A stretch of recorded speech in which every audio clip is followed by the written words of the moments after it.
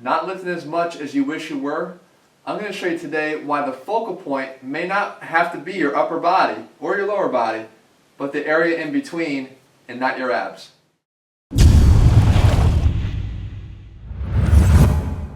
What's up guys, Jeff Cavalier, ATHLEAN-X.com. Today we're going to talk about something that often gets overlooked, and even when we talk about core training, the low back. Now I talked about it in the intro. Do you want to lift more weights? You might want to focus on something other than your upper body strength or your lower body strength. And I'm going to show you today how that area that you might want to be focusing on is your lower back. Because there's a major problem with most guys. Not so much with females. They have a little bit more of an intuitiveness with this area to be able to move it. Guys struggle here. And the fact of the matter is they don't have the ability to consciously contract the low back. Okay, we're going to talk about why that's so important in a second. But what I'm talking about is you can stand up right now if you're sitting at the computer and do this with me. Can you consciously get into an anterior pelvic tilt?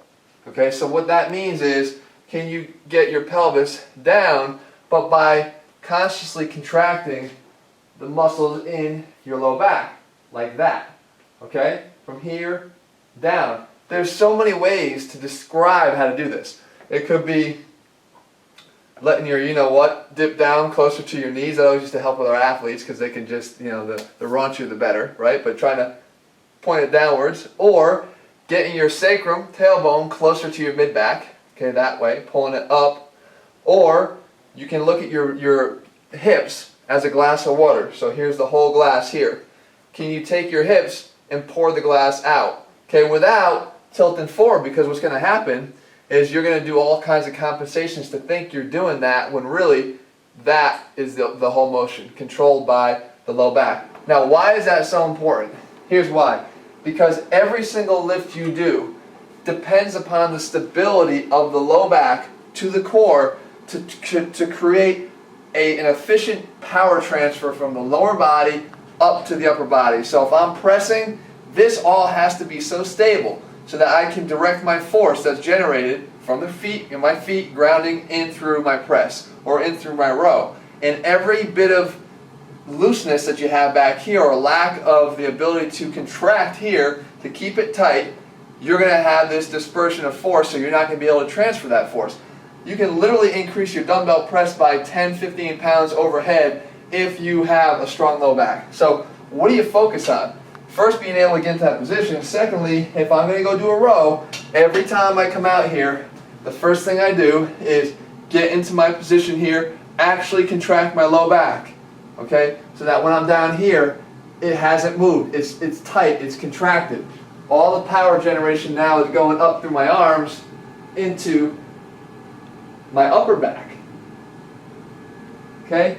But if I couldn't hold this position, and I start doing that on different reps, or I can't even get in it in the first place, how the hell am I supposed to lift heavy weights like this and get the work done the way it's supposed to on the muscles I'm actually trying to target? Come on down here, I'll show you another example. Same thing with a kettlebell squat, or any kind of squat. If I get myself in position here, again, if I can't consciously contract this area right here, if I can't consciously contract that, I have no stability during any of my other exercises, and it's going to cut down everything I can do. So in the squat, it's the same thing. From here, I set up the low back by contracting it. Now that that's tight, and I drop straight down, the transfer of force isn't dissipating. It's going straight from the ground up through my legs and allowing me to squat more. Lastly, even the upper body stuff that I talked about, pressing. If I'm here and I'm tight through here, again, I always preset right here. You're not going to find me pressing from this position. You don't have the strength that you do when you're in here, back is tight, now press overhead. Throughout the rep, I'm able to maintain that. Okay? So, it's often one of the most overlooked areas of most programs. 99% of programs will never tell you or never make you aware of where you're losing your strength. I think it's really important. Again, being a physical therapist, we want to protect the back at all times, but we want to also do it for functional reasons, to be better in the gym, to be stronger, and ultimately translate all of that out onto the field or whatever it is you're going to use your muscles for, right? Always be strong functionally, but do it right in the gym first.